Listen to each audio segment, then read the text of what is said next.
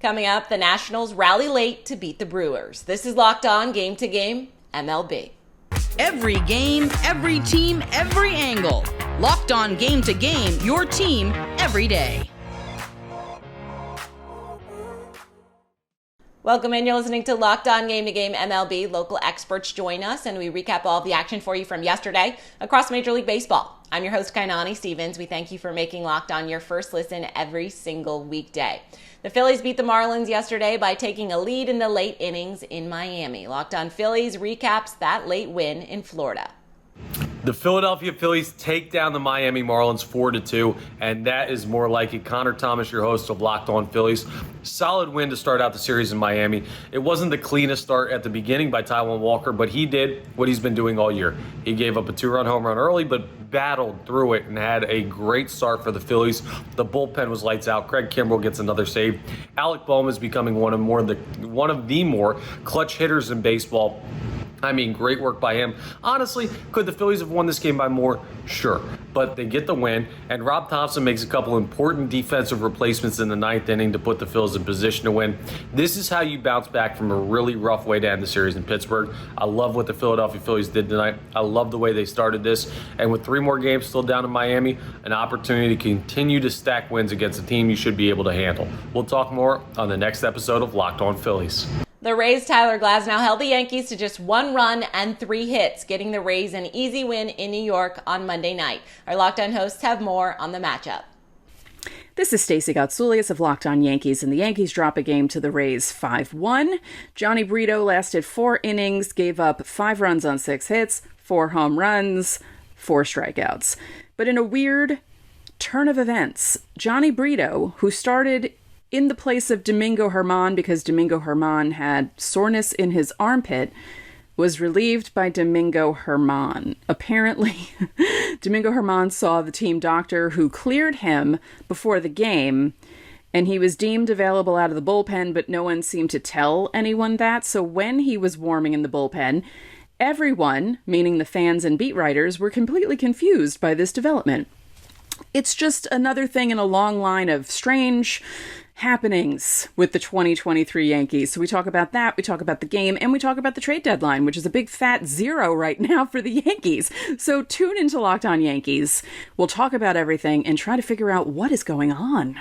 After falling behind to the Brewers in the top half of the 7th inning, the Nationals scored 3 runs in the bottom half to take the lead for good against Milwaukee. Our Locked On Nationals host has more from the final in D.C. Hey everybody, Chuck Freeman here at the Locked On Brewers anchor desk, where the Brewers 5-3 losers to the Washington Nationals. The story broke before the game that they went out and got Mark from the Mets. This has been a deal that's been rumored for the last few days or so. The Brewers get a guy they're not sure where he's going to play. Right field, some left field, maybe some first base. He's a guy that can move all around, good utility guy, but he's hitting in the 240s, 6 home runs. I don't know. I don't look at this guy as a real impact player. I hope there's still more out there for the Brewers. We'll talk about that coming up on Locked On Brewers. And I get it. You don't want to trade Sal Frelick and bullpen slippage for the Brewers in a 5-3 loss to Washington. All that coming up here on the next edition of Locked On Brewers. The Nationals beat the Brewers 5-3 just after they trade away third baseman Jeimer Candelario. Ryan Clary from Locked On Nationals here. And honestly, besides the fact that we did trade away Jeimer today, it was a pretty damn good game. Jeimer Candelario has been one of our best offensive players this year, but the Nationals, they got Joey Meneses. He came in tonight, looked really good. Obviously, having that home run there, also a double that scored for 3 RBIs in total for tonight's game. Jake Irvin, he even looked pretty good tonight, in my opinion. This bullpen came in. They did their best to blow it, you could say, with Jose Ferrer giving up a run. But even then, the Nationals held on to win there. Tomorrow's show, we'll have all of the discussion about Jeimer Candelario and much, much more. Ryan Mountcastle drove in 3 runs, and the Orioles beat the Blue Jays in the process. Our Locked On hosts have more after things went final. There's no other way to put it.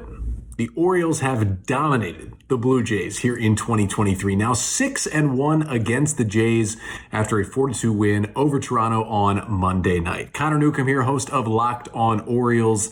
The O's did it big time. And who else? I mean, who else would be the one to beat the Jays than Ryan Mountcastle? Couple of doubles, 3 RBIs, drives in 3 of the 4 runs for the O's. Kyle Gibson was stellar once again with 6 strong innings. And then the bullpen made you sweat it out. Cano was bad. Coulomb was okay. Felix Bautista had to throw 35 pitches to get a 5-out save, but he got a lot of help from Austin Hayes. And what a catch that was by Hayes in the 9th to really save the game at that point. And the Orioles get another divisional win. They stay in first place, and the good vibes continue. I'll recap it all coming up on Tuesday's episode of the Locked On Orioles podcast. Hello, friends. Craig Ballard, Locked On Blue Jays. Was tonight's loss the lowest point of the season for the 2023 Toronto Blue Jays? I mean, Garfield was right. Mondays reek.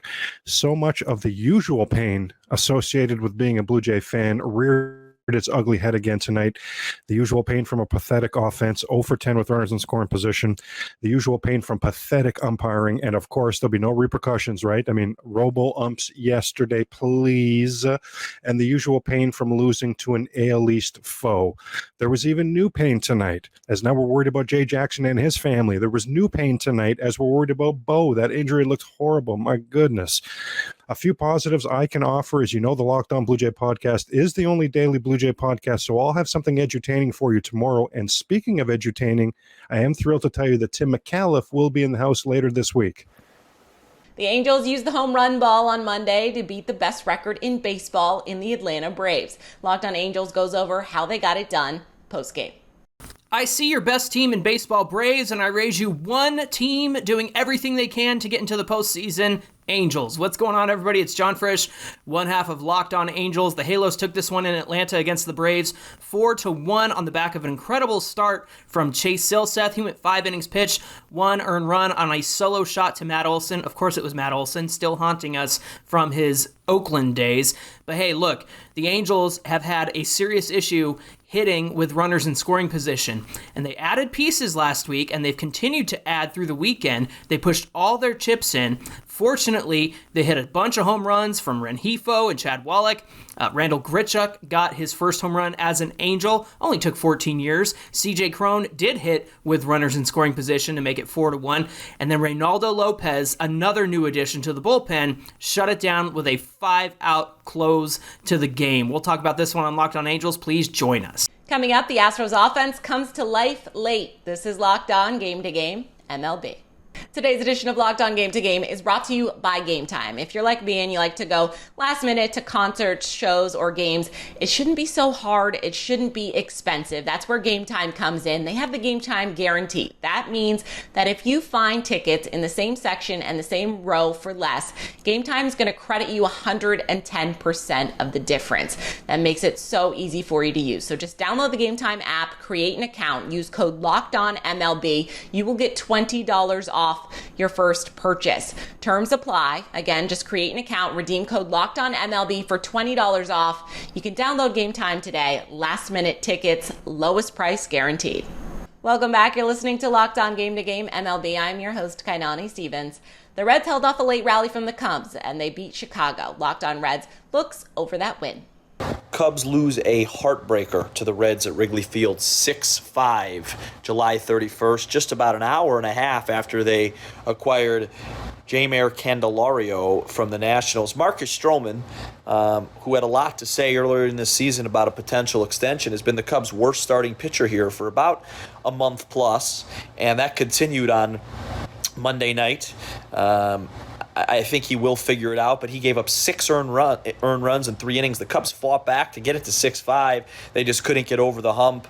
They had a great opportunity in the 8th inning where Christopher Morel off the bat looked like he tied the game. The ball just went off the glove of TJ Friedl, and the Cubs couldn't capitalize there in the 8th inning to tie the game, and then Diaz came in and shut the door relatively easily, and the Reds hung on 6-5. Tough loss.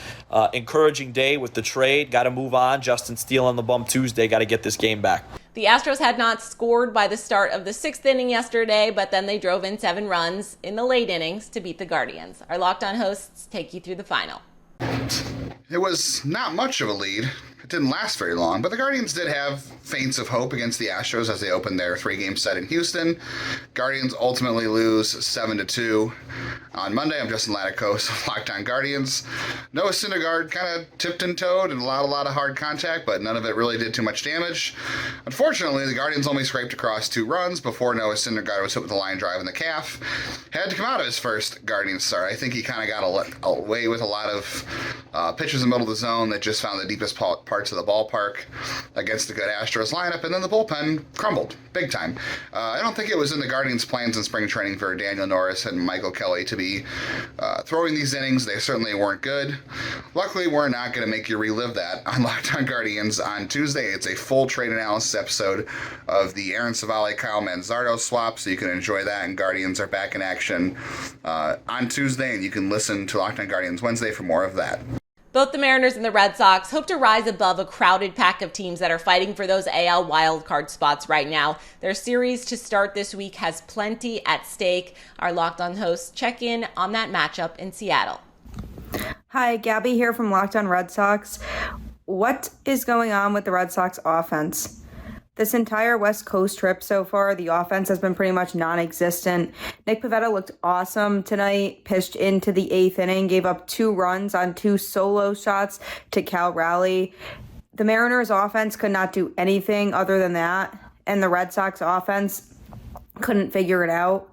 And it's just really, really maddening the way that game went for Nick Pivetta, as the offense was held to only 1 run in the entire game, even though in multiple innings they had the leadoff hitter on base and they still could not score. So it's getting very frustrating because they're going back to their inconsistent ways. And with the trade deadline being in about 17 hours, it's really, really not reassuring the way they're playing right now. So we'll see, but hopefully they figure it out. Division rivals and now fellow wild card competitors, the Giants and Diamondbacks met on Monday to start a 4-game series. Our Locked On local experts tell you the outcome from Game 1. The D-backs get back on track with the 11th inning victory over the San Francisco Giants. Miller Thomas of Locked On Diamondbacks here. The D-backs offense once again didn't explode in Game 1 against the Giants, but they did have timely hits because they only had 5 hits total, but 4 of them came with runners in scoring position, and none of them were bigger than the 2 we saw in extra innings to give the D-backs the lead. D-backs end up winning this game 4-3 in the 11th inning. Ryan Nelson was absolutely fantastic. Pitch into the 7th inning, only 2 earned runs allowed. And we know the D-backs have bullpen reinforcements on the way with Paul Sewald, closer from the Seattle Mariners. But at least for this game, D-backs bullpen impeccable. Perfect outing by the bullpen after Ryan Nelson departs this game. D-backs pitching just chef's kiss. Offense does just enough, and D-backs take Game 1 from an NL West rival that they need these games from in the NL wildcard race. Yeah, this one feels much needed. That's a wrap for this edition of Locked On Game to Game MLB. We thank you for making Locked On your first listen every single weekday. Now, with the trade deadline just hours away, you want to make sure that you are subscribed to Locked On MLB and your favorite team's Locked On podcast on YouTube and wherever else you get your podcasts from. I'm Kainani Stevens. This has been Locked On Game to Game.